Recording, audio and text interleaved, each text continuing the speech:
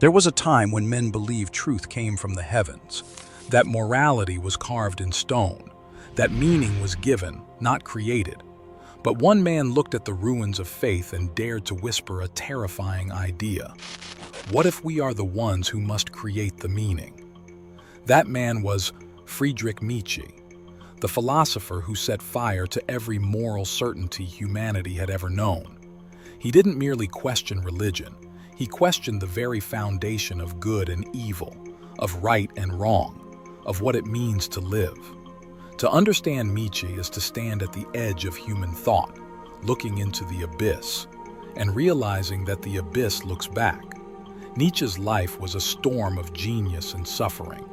Born in 1844, he was a quiet, sickly child with the soul of a poet and the intellect of a god. By 24, he was a professor of classical philology. By 30, he had abandoned academia altogether. He walked alone in the mountains of Switzerland, plagued by migraines, by loneliness, by a mind that refused to rest. He once wrote, "I am not a man, I am dynamite." And he was. While the world worshipped tradition and security, Nietzsche devoted himself to danger, not physical danger, but the danger of thought. He wanted to see what would happen if one stripped away all illusions and faced reality without any comforting lies. His great project was not to destroy morality, but to rebuild it, to melt the inherited metals of belief in the forge of reason and shape them anew. When Nietzsche declared, "God is dead," he wasn't celebrating atheism. He wasn't mocking religion. He was issuing a diagnosis, a psychological X-ray of Western civilization. For centuries, humanity had built its moral compass around the idea of God, an eternal lawgiver, a cosmic judge. But science had dethroned the heavens. Rationalism had replaced revelation. God had been killed, not by sin but by knowledge, and Nietzsche saw what was coming next. If God was dead, then the foundation of morality would crumble. Without an absolute authority to define good and evil, mankind would face a terrifying freedom. No higher power to guide us, no divine plan to give us purpose. He wrote, "Are we not straying as through an infinite nothing? Do we not feel the breath of empty space?" The death of God was not a victory. It was an earthquake, a collapse of the world's meaning structure. And Nietzsche knew that most people were not ready for it. They would cling to the shadows of old morality, pretending the corpse was still alive. In Nietzsche's eyes, modern man had become a creature of comfort, obedient, moral, civilized, and profoundly weak. He called it the herd. The herd values safety over greatness, equality over excellence, comfort over courage. It praises humility not because humility is noble, but because it threatens no one. It condemns ambition not because ambition is evil, but because it reminds the mediocre of their smallness. Nietzsche's words cut like lightning. No shepherd and one herd. Everyone wants the same. Everyone is the same. Whoever feels different goes voluntarily into the madhouse. This was his greatest warning. When a society worships equality above all else, it slowly suffocates its finest spirits. When strength is called arrogance, when excellence is called oppression, when the instinct to rise is labeled ego, civilization begins to rot from within. To explain this decay, Nietzsche introduced one of his most dangerous ideas: slave morality and master morality. In the ancient world, he said, strong men created values, warriors, artists, rulers. They admired courage, beauty, power, intelligence. Goodness was simply excellence in action. Evil was cowardice, ugliness, and weakness. That was master morality, born from strength. But as the weak grew resentful, they could not overpower the strong. So they moralized their weakness. They inverted values. They declared humility to be virtue, poverty to be purity, obedience to be holiness. And thus, slave morality was born, a morality that glorifies the victim, demonizes the victor, and calls submission a form of goodness. Nietzsche didn't say one was right and the other wrong.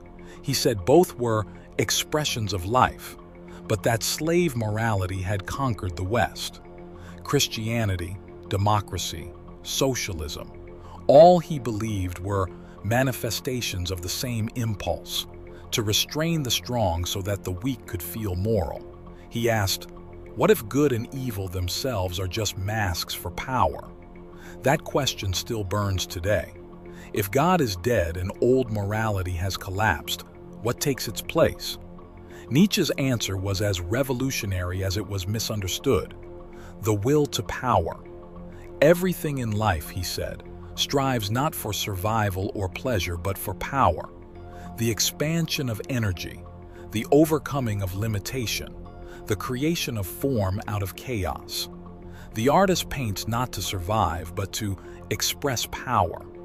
The thinker writes not to live longer but to shape minds.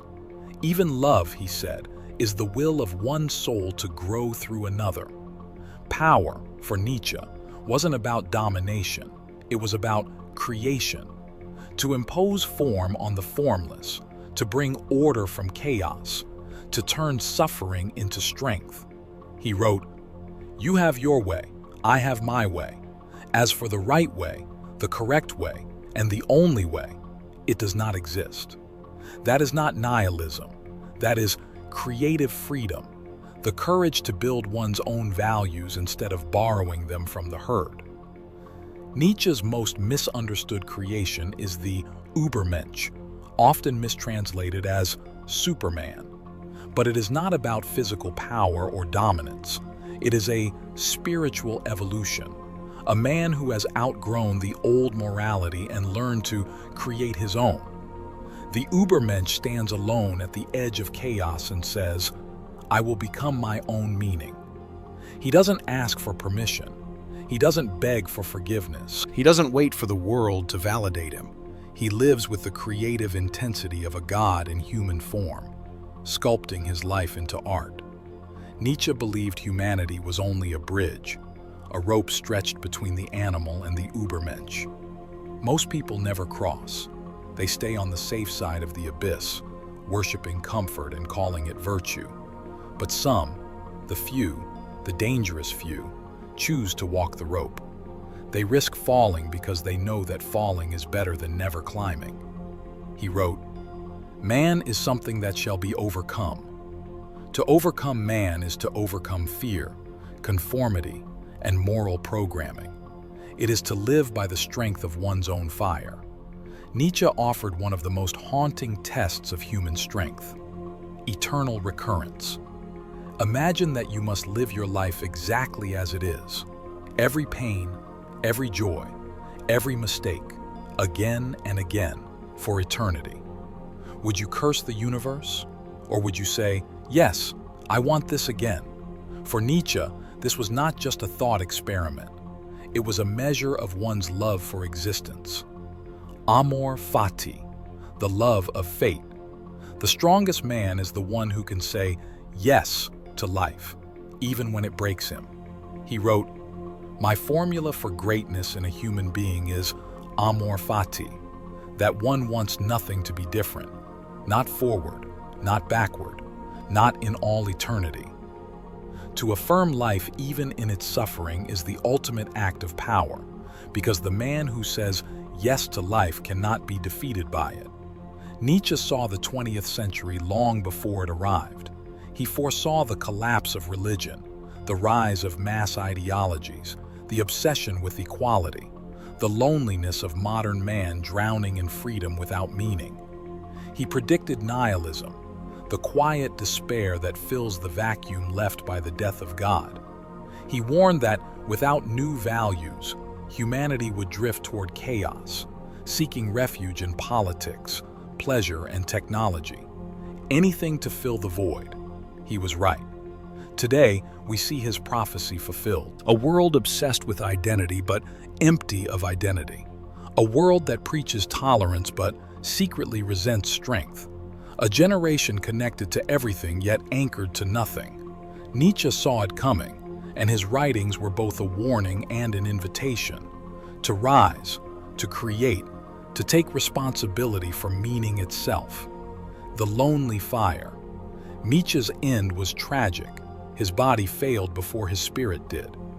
By 44, his mind had collapsed into madness.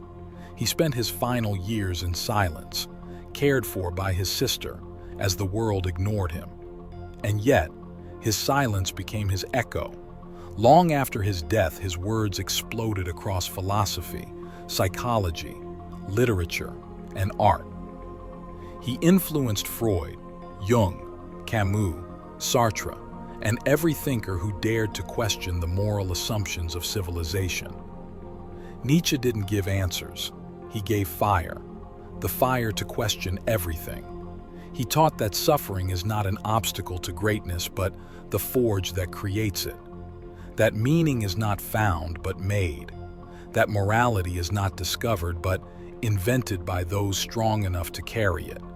He lived and died for one principle, that man must become his own creator. What does it mean to think like Nietzsche? It means to stop asking what is good or evil, and ask instead, what strengthens life? It means to stop living by fear of punishment or hope of reward, and live by the joy of creation. It means to see the world not as a prison, but as raw material for art. He didn't want followers. He wanted creators. He didn't build a church, he built a mirror. And when you look into that mirror, you must decide, will you be the herd or the fire? The mind of Friedrich Nietzsche is not an instruction manual. It is a challenge, a dare to live dangerously, to think independently, to love fate even when it crushes you.